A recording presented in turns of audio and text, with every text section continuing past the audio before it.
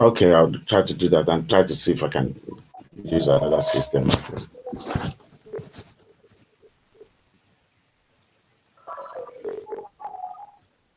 Okay. Can you hear me? You can hear me, right? So if you type the question, okay, you mean you can hear? Can you hear me via the Google Hangout when I was talking? All right. All right, can you hear me now? Say something. I can hear you, please. I can hear you. Oh, okay. Okay, so I can hear him, but he can't hear me. Yeah. So can you hear me? Yes, I can hear you. Me, I can't hear you. That's the thing. I can hear you, but Yeah. maybe you just you might just type the question and answer, then maybe cut off whenever you just send it a message or something like that. Okay, great. Let's. Well, let me see what. Okay, yeah, disconnect and connect. All right. Okay. Disconnect and come on. All right. Please,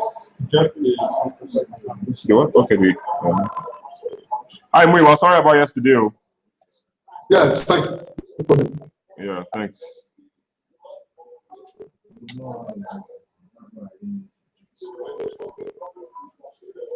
So let him come back. Then we'll just start. Okay. Yeah.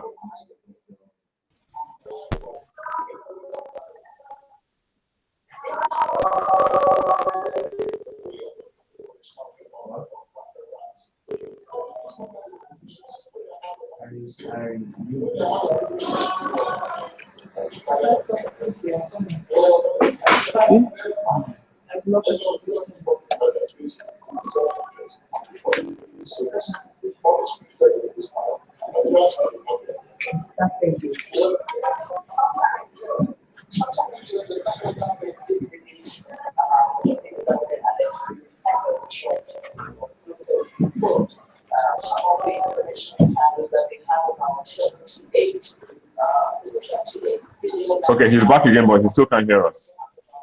Probably setting issue. What did you say? It's probably setting issue. I didn't hear you. Probably settings issue. Settings. It probably has to do with the settings. Okay, settings. Yeah. All right. So, like we said, like I'll probably just type the question. Let me call him and tell him. I'll type the question and then we'll go on. We'll go on. Yeah. What?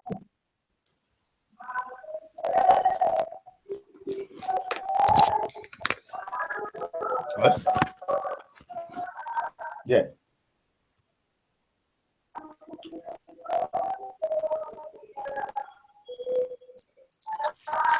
Yeah. Okay. I can. But if you type the question, I'll just answer. Then if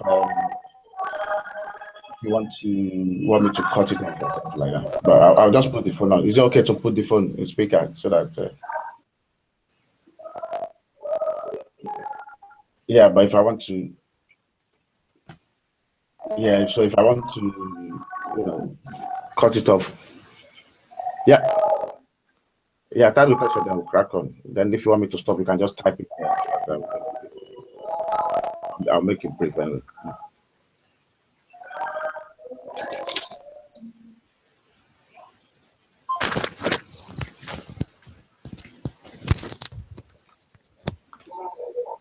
All right, Muiwa. Oh, okay, Victor. Yeah, I think you need to face the light because one side of your face is dark. Okay. Yeah. Is this better? Yeah, this is better. Yeah. All right, then let's go ahead. Yeah. Please let me mute.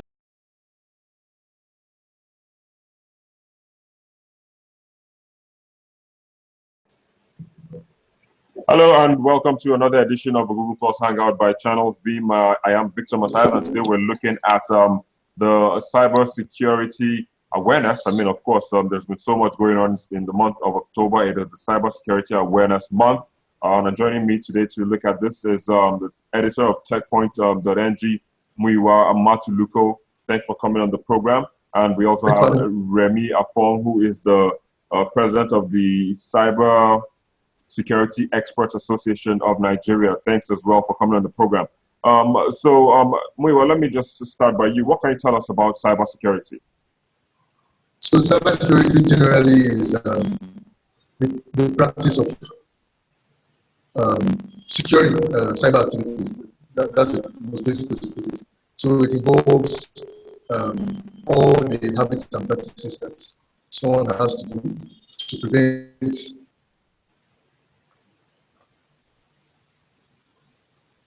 prevent people from accessing their data, their personal data, private data, or from spying on them by cyber means. So this involves, for example, malware, security against malware, security against phishing, which is the way by which fraudsters pretend to be someone else, like identity theft, in order to gain access to people's information. That's a very general and basic definition of what cybersecurity is. All right, thank you very much. Muyiwa, this question is for you. I mean, Remy, rather. This question is for you. If you can hear me, please. Is there any law guarding against cybersecurity in Nigeria? Yes, there is actually a law guiding against cybersecurity in Nigeria. Checkmating cyber criminals. You recall that in 2015, the federal government enacted a law against cybercrime. Although this law has got its own gaps and loopholes, but at the moment it's sufficient enough to apprehend, prosecute cyber criminals in Nigeria. So we've got a law in place, and that's been executed by all relevant agencies of law enforcement in Nigeria.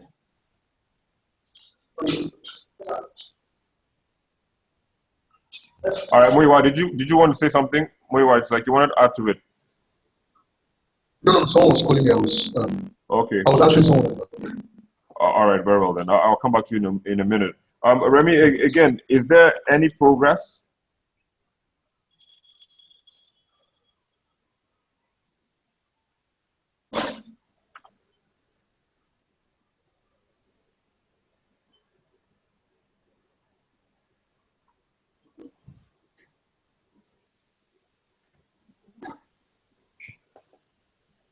Remy, that question is for you.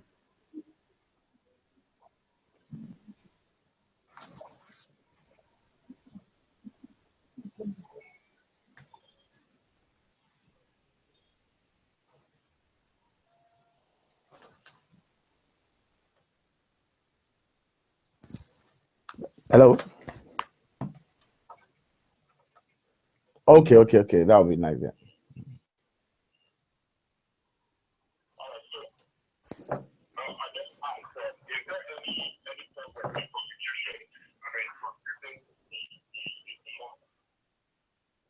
Yeah, with the law now, that the prosecution is picking up, to be honest, because the law enforcement agencies are, getting familiarized with the recently enacted law, and but one of the challenges is that there's need to have a kind of capacity building for the judiciary as well, apart from the law enforcement agencies, so that they'll be able to know exactly, the areas of the law that they need to look into and be able to, prosecute people. So, but at the moment, the law is, picking up. We have got some convictions recently, and as time goes on, then we'll be able to look into that law, because there's got a lot of gaps in it. But I believe as time goes on, the government will be able to look into that law and be able to fill in those gaps.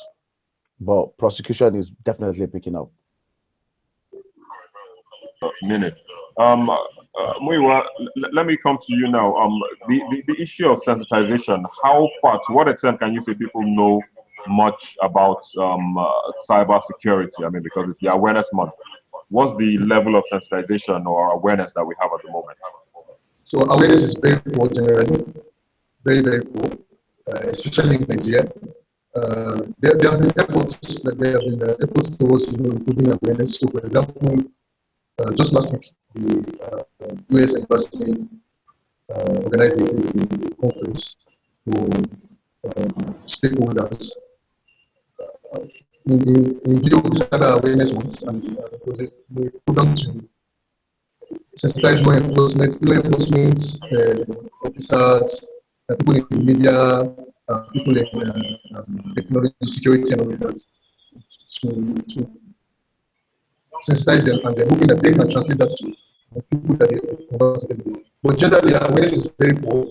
You hear every day of people, even the simplest things, for example, like the way people share things over messaging platforms like WhatsApp, for example. It shows a lot. It shows how much people are aware of the best practices, how they just share things and accept things, or the way people share links anyhow on Facebook without worrying about where those links are taking them to. So generally, awareness is very good. It's not used to much at the moment, and I will put it at a very low levels at the moment. All right. What about so? What exactly are the challenges? I mean, in terms of really bringing out, because you said it's poor. So what exactly are the challenges in making people a lot more aware than they are at the moment? So the first challenge is obviously literacy. Literacy. That's when I say literacy, I mean internet literacy. So a basic, fundamental knowledge of how the internet works is lacking, and that is due in part to accessibility. First of all, accessibility is an issue. So, for example, we know that broadband penetration is just about 13%. Then, depending on what you ask at the moment, and then internet penetration is only about 86% or so. So that's the first issue: access. If you can't understand what you can access. Now, even those who have access to it, there's a limited knowledge as to how it works, right? And that again has to do with, I believe, perhaps the people in the media and people in the technology space are not doing enough to educate people on how the internet works. Another major challenge will be that even for those who may be aware of these best practices on the internet, they are not convinced enough, or should I say, the convenience that they gain from using these services far outweighs the disadvantages. And because of that convenience, they are comfortable doing things the way they already do. It takes a lot of energy to get them to to have this inculcate these best practices. So those are the three things like you mentioned. Access, literacy, which is tied to access. Not enough awareness from the people and then resistance to change from those who use the internet. All right, very well. I'll come back to you again in just a minute. Remy, let me come back to you now. I made to understand there is a cybercrime advisory council. To what extent will you say they have actually done justice, or they have advised now, so to speak, in providing ways of curbing cybercrime in the country? Yeah, the Cybercrime Advisory Council has just been inaugurated not quite long ago. That was in April. And I will expect them to be up to speed in terms of advising the president, because their mandate is to come up with how to implement the policies and strategy of cybersecurity in the country. So far, there has not been any agenda from them in terms of implementing this policy and strategy. So I will expect them to be up to speed, because cyber criminals are far ahead in terms of the damages they are causing in the world. You will recall that during the last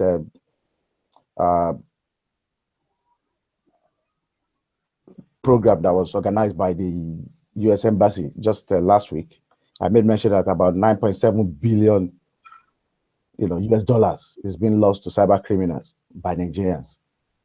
So it's high time we start implementing those policies and strategies. And if you study the strategies and the policy that we have in place is got a lot of provisions for cybersecurity awareness. It's got a lot of provisions for how to move the country to the next level in terms of cybersecurity. So there is need for the Cyber Crime Advisory Council to start implementing to the letter what we've got in that document. And it's about time to bring in the public sector as well and the private sectors, because cyber crime is not something that government alone can do. There's a need for collaboration between the public sector and the private sector to be able to do that. I'll give you a good example. In America, there's what they call the National Cyber Security Alliance. It's a combination of the public sector, the private sector, and some individuals. And these are the people driving the policy. They are driving the awareness in America. So we can replicate that kind of a thing, rather than get a set of government of agencies to be part of that Cyber Crime Advisory Council. We need to bring in professionals as well, so that they'll be able to come up with their own input to move us to the next level.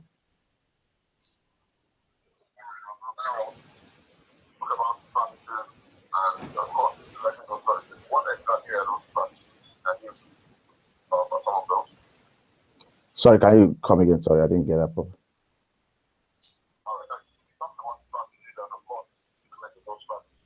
Yeah. Yeah, so some of the strategies is, one of them is the awareness, which I just mentioned.